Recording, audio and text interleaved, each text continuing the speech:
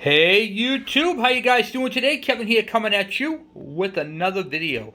So we have the tank on the bike. This is a Chinese knockoff.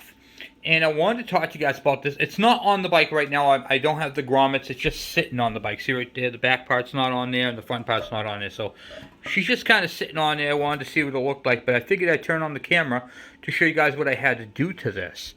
So this right here is basically a Chinese version of the Honda 50 monkey tank. Or Z50, whatever you want to call it. So then here's the original tank right here. And I'm going to put them up. You can see how they're basically the same. Nothing really too dramatic. This tank right here is clean on the inside. You can see how nice and clean it is. Looks good, huh? Real nice. Look at that, huh? The problem with it is it's actually got a bunch of pinholes on this side, plus the dents. So this is still a good tank. I'm going to fix it. But I wanted a tank for the bike. This is brand new, and it's a knockoff. So one of the things you might notice on this Chinese tank is that it has a Honda gas cap. It's on there really, really nice too. Okay? But this right here won't fit a Chinese tank. When you buy these Chinese tanks, they come with a Chinese fuel cap that fits on top and goes inside there, okay? And it doesn't look like a Honda. It just doesn't. It looks cheap. And you can definitely tell the difference between a Honda tank cap and a, what do you call it there? A knockoff. And you can see there's a height difference and everything. So there's a lot of differences between the two caps. This one's got the vent that you can turn on and off, which is actually necessary for this bike. Because this bike, these handlebars, and I'll be doing a video on this, it's designed so the handlebars fold down and you can put this in the trunk of a car. You can't do that with this cap because it will leak fuel everywhere.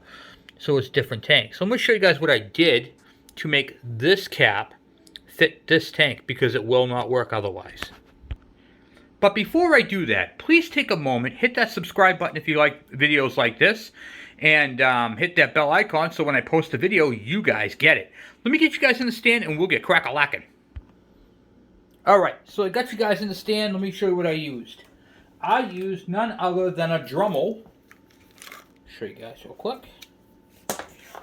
A Dremel tool right here. This is my little Dremel motor tool with a grinder, a stone grinding. This is actually was squared, but because I'm doing this, it made it that shape.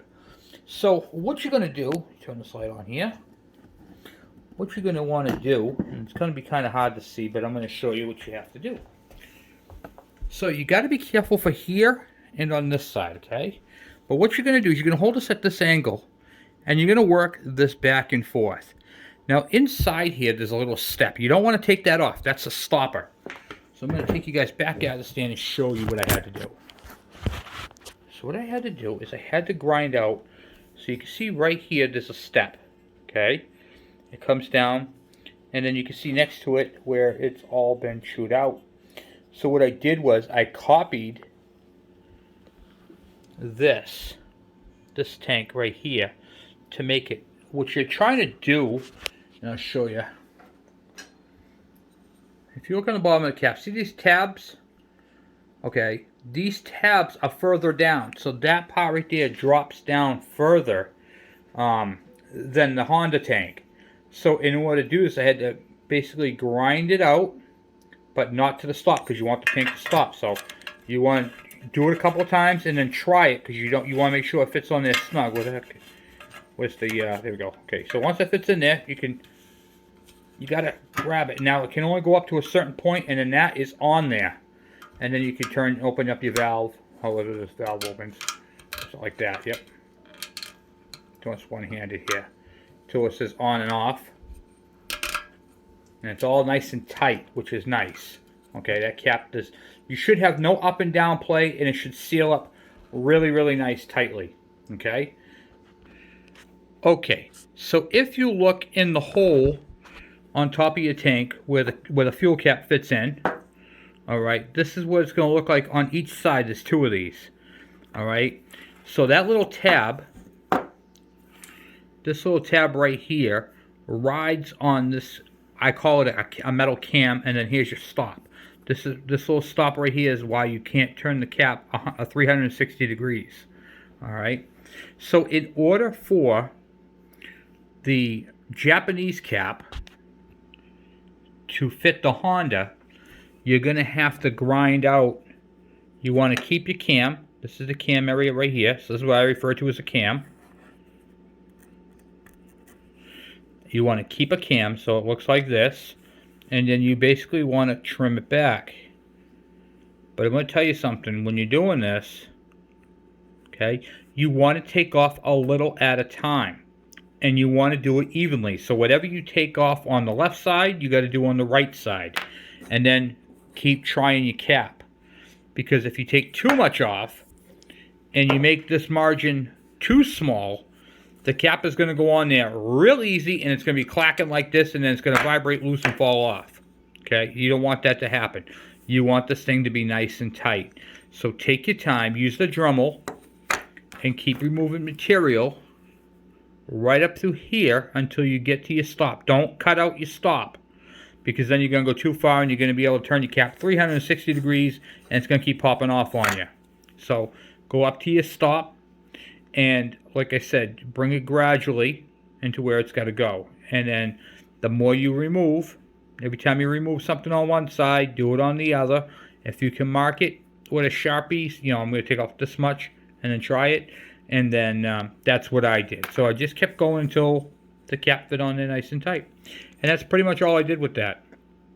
So hopefully that part helps you guys. If you guys have a Chinese tank on a Honda bike, they're really good quality tanks. I'm very impressed with the quality. It's a little heavier, slightly bigger, and it worked. Now I'm going to tell you guys another problem with this bike.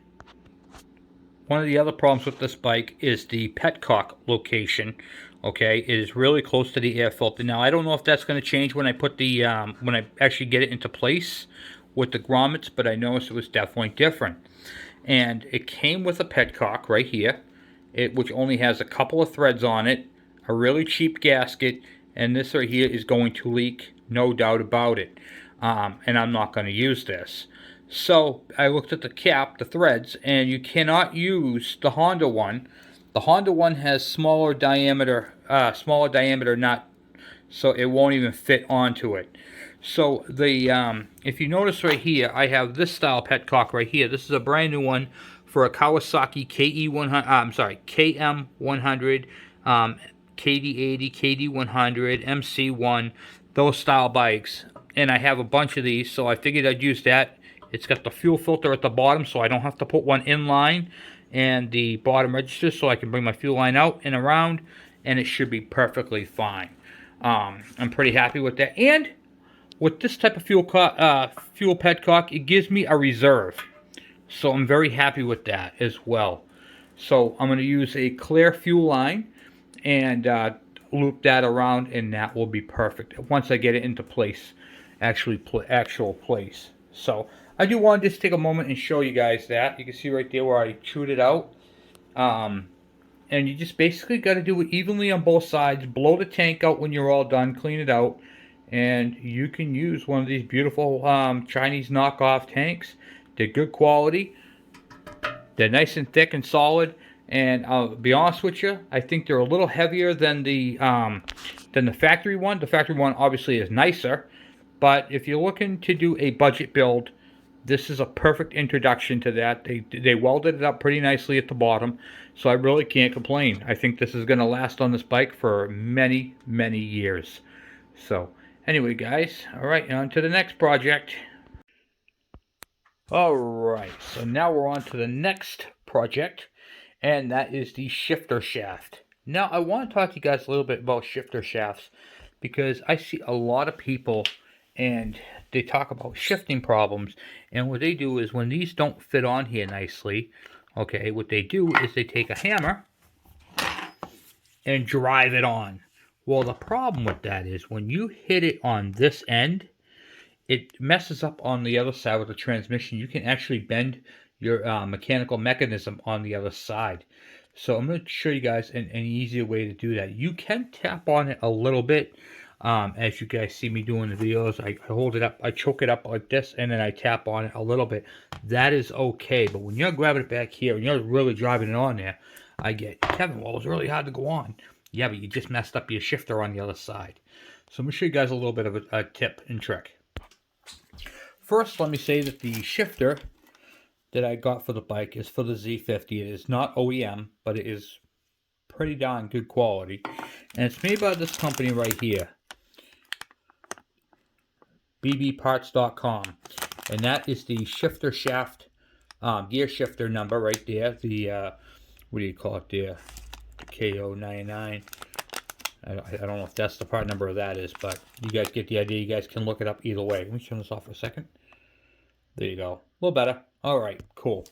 So let me show you guys what I do. See this first part right here? If your shifter can slide over that, you're pretty good. But this one can't. Okay, see how it's on there really tight? And you try to find the spline, and it's not quite lined up. It's close, but it's not no cigar. What I like to do is I take a chisel, just a regular chisel. I stick it on the edge part right over here like so.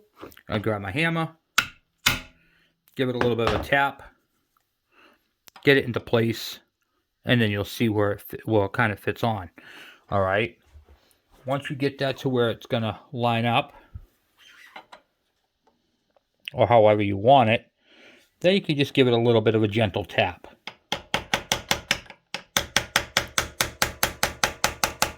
See how it's on there like that?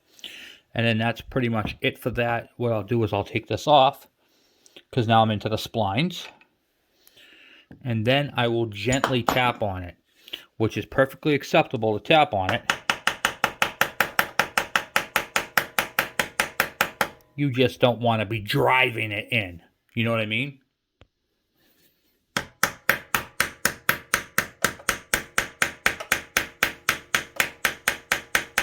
Little taps too, because you don't want this thing, like I said, you don't want to be bang, bang.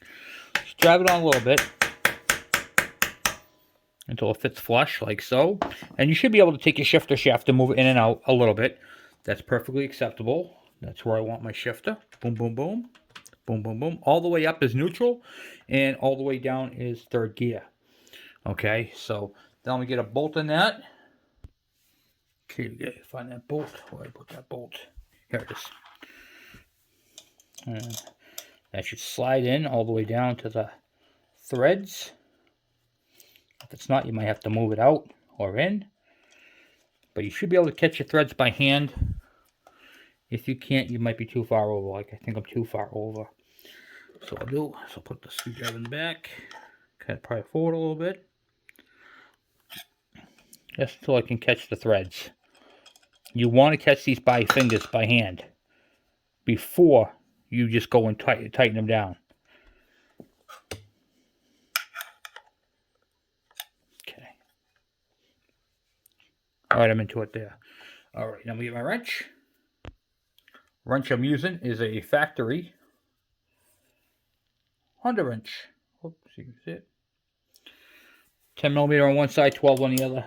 I like this wrench. I use this wrench a lot.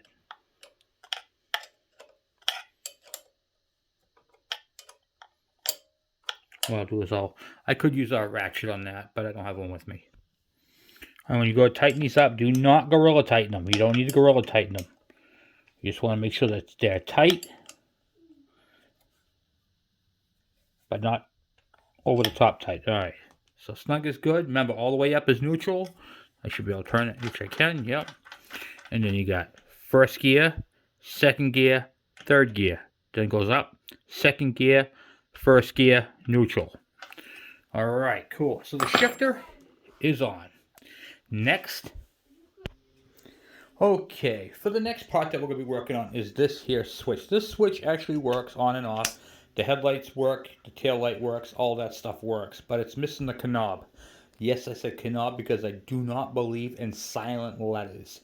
So we're going to fix the knob that's missing on this, and I'll show you guys what I'm using. Okay, so the same company I got the shifter from. I got this right here from BB Parts, and this is the on-off switch, and it comes with a new knob. So we're not going to rebuild the whole switch because, well, all that is OEM. This is kind of aftermarket, replicated to work on that. However, this is a good quality kit, so we're going to keep these parts. The only thing I saw really that would deter me from putting this on is this wire loom right here is gray, not black, and it should be black. But other than that, the installation's the only thing that really looks incorrect. Everything else looks pretty decent quality. So let's get this bag ripped open. Here's the part number once again for the rebuild kit. And I'm only going to take what I need out of this and then reuse this up. I'll use this in a baggie. For those who wonder how I get extra parts, this is it. I take what I need and I hold on to the rest, because the rest of this can be used. Like this gray wire right here, this loom. If I have a bike that's not a one-off or not a, trying to keep as much OEM, then I'll go ahead and use that gray one on that build. But for the most part, we're good. Alright, so everything comes up in this little baggie here. This wire loom right here can stay right in there. I mean, it even comes with the board. It's really good. Nice solder connections. It's a good quality piece. We'll put that in a storage baggie so we don't lose it. And like I said, we're only going to take out of this kit what we need. And I like to use a paper plate because I can just dump everything out and I don't have to worry about that ball bearing rolling all over the place. So we have this little plate right here, which is a bearing. Okay, so I want to show you guys how this goes, because a lot of people get confused when they see a switch that comes in pieces and stuff like that. So this right here is your main retainer. We're not going to use that right now, but I'm going to show you before I put this together how this goes together.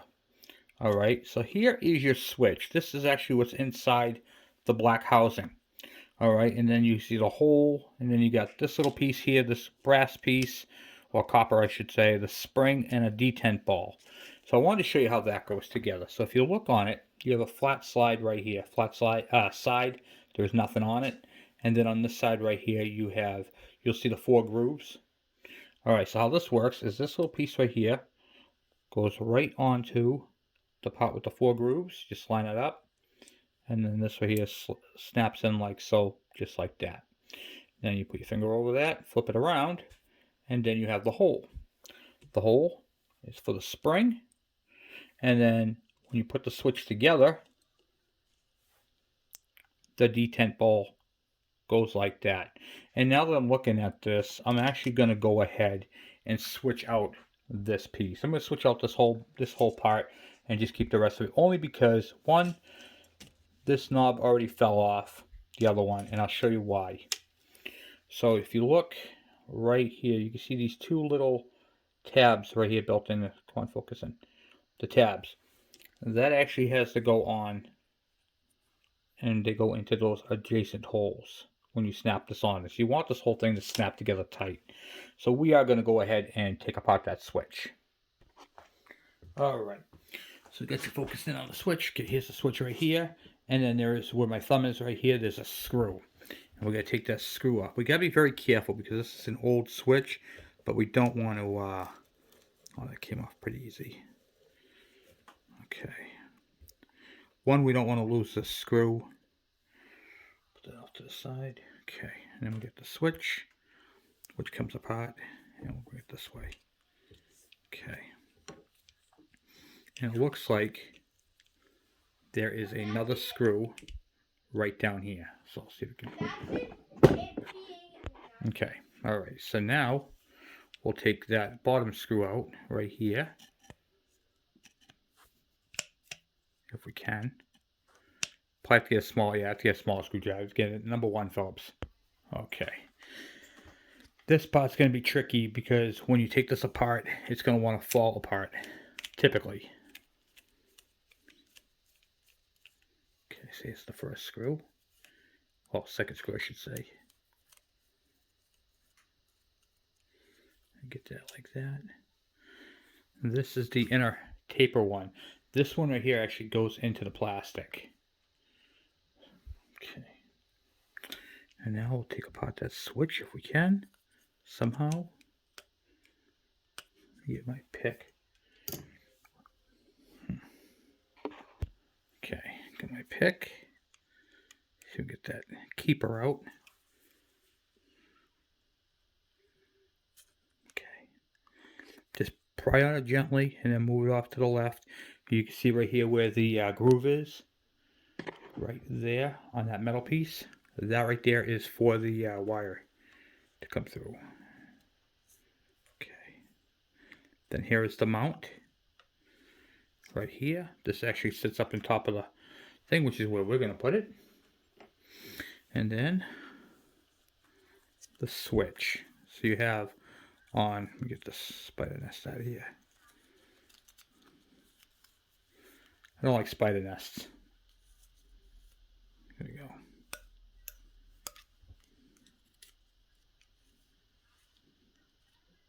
Very common. A lot of silk. Okay. All right. Good.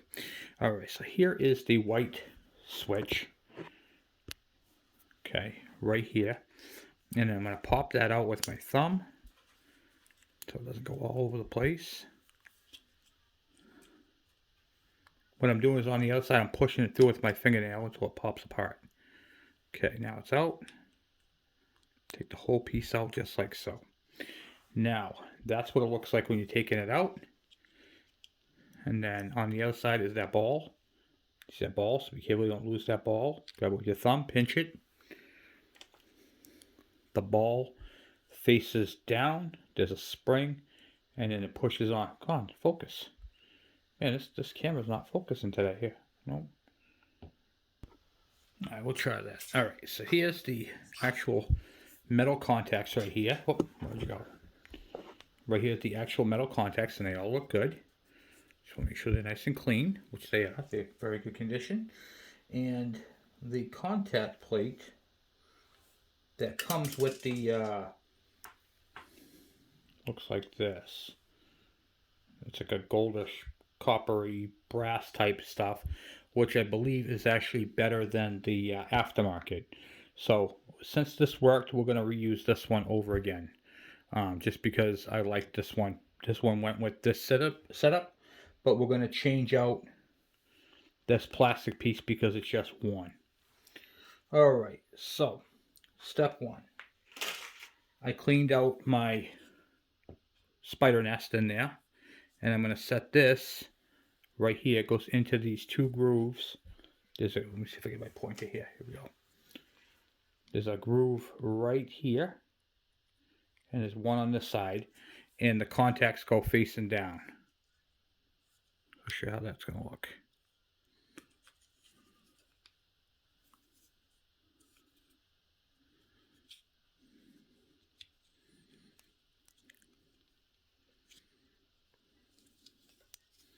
You want to make sure they're in there all the way. Okay, yep. So, let me see if I can get a better light here. I want to show you guys what this looks like, because this is kind of tedious. Okay.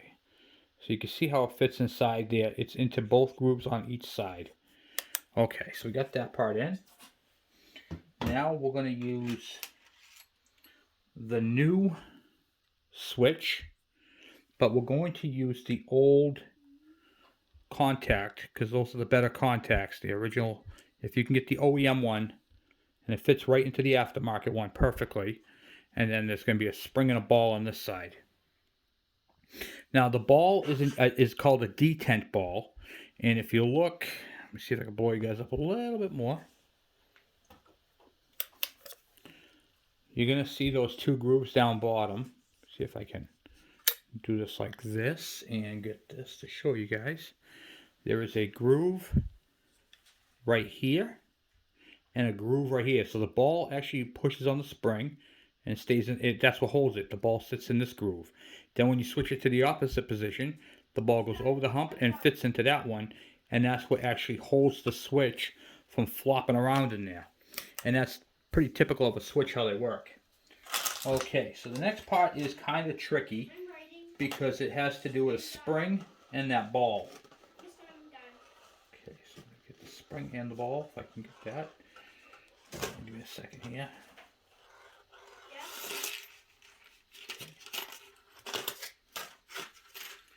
Alright, so the spring and the ball, I'm going to shrink you guys down over here. okay, is very complicated to put in. It wants to just do its thing. It wants to flop all over the place and doesn't want to behave. So you're going to take that, you're going to stick that in. So the ball's going to be in like that. Now what you got to do is you got to compress it with your finger and push it in. Like so. Making sure it all goes into the thing and comes out the other side. That's the part that's tricky. Because it's going to want to catch on everything. Okay. Alright, so now it's all into place. We have the new switch. We're using the old contacts with the old contact paddle. And then you have your retainer. This is the OEM retainer. And then you have your aftermarket retainer. Now, since there is nothing wrong with the retainer, I'm going to use the OEM one. I'd rather use as much OEM stuff as I can onto this. So there's a groove. See this little tab right here? That is going to fit inside that groove right there. Okay. It's going to fit. The complicated part is the wiring. But once you get that in, it should be fine. Okay. All right. Oh, we messed up. Did you see what we did? We totally messed up right there. We forgot to put in this. I knew I forgot something. I was like, oh, that went together really kind of easy. And I looked in the big hole there. How's it going to screw together? All right. Back off to the left. Like so. And then we have this piece right here, which has a groove in it. So you see the groove right there? That is going to sit with that groove right there. So you can only really put this in one direction. So it's going to go in like that. There we go. A lot better. All right. And then we'll put the tapered screw down on this side. The small tapered one. You have the longer one, then you have the small tapered one.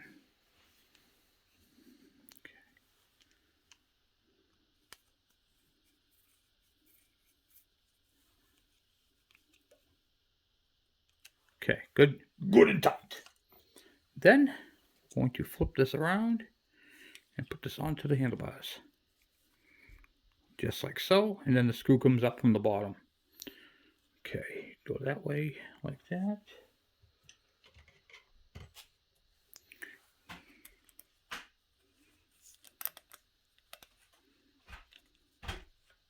Oh, I get the switch upside down.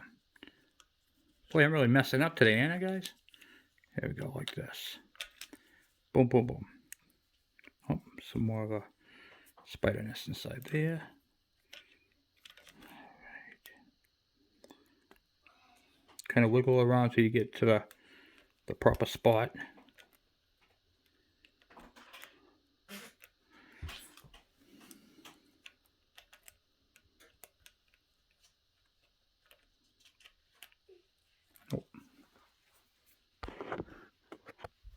Trying to put this through to the switch, but it's kind of difficult sometimes to find the screw hole it goes into, especially when it just wants to fight you.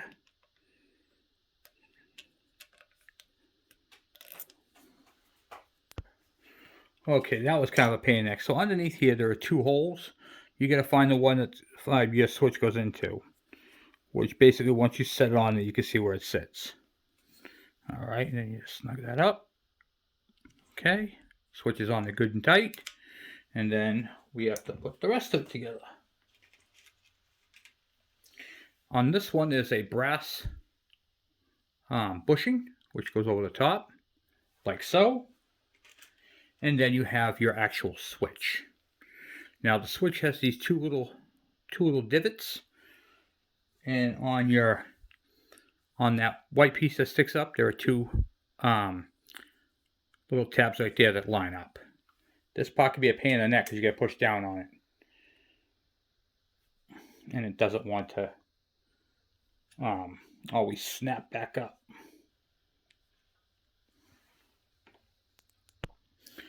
I had to take the switch back off, but I forgot to tell you guys something.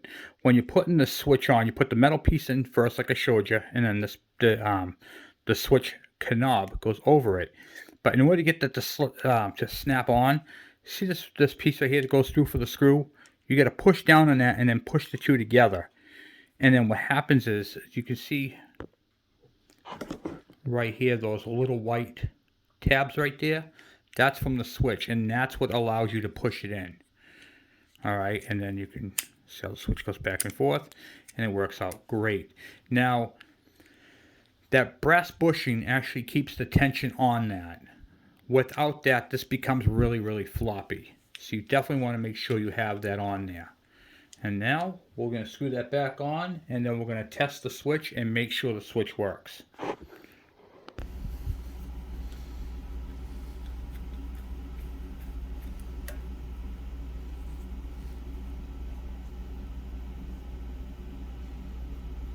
Okay, switch looks good and works on there. So now when you try pulling it up, make sure it doesn't come off, which it doesn't. Just I'm very happy with the way it came out. Alright, and now we're gonna hook a battery up and test it. Alright, so to check the lights, we're gonna pull the harness back out, slide this back up, disconnect. If you remember from the last video, we're going to piggyback the red wire with the blue stripe. We're going to make that one a positive.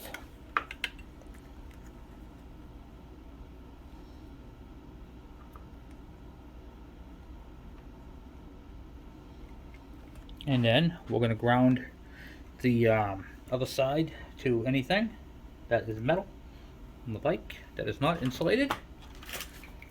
And then we'll hook the other two up to a 6-volt battery. Black to negative, red to positive. Okay. And then we'll come back over to here to the headlight, which is actually on upside down. I gotta fix that. And then try a switch. And there we have it. The headlights work. Off, on. Off, on. I am very, very happy with that switch. Alright, so the switch is on. Everything up on the handlebar works. We got the shifter on. The pegs, the kickstand, that's all on. We've gone through this whole thing. The tank has been modified. As I showed you guys, we're just waiting for the rubbers to come in. We're waiting for the tires tubes. I am going to be doing wheel bearings to this.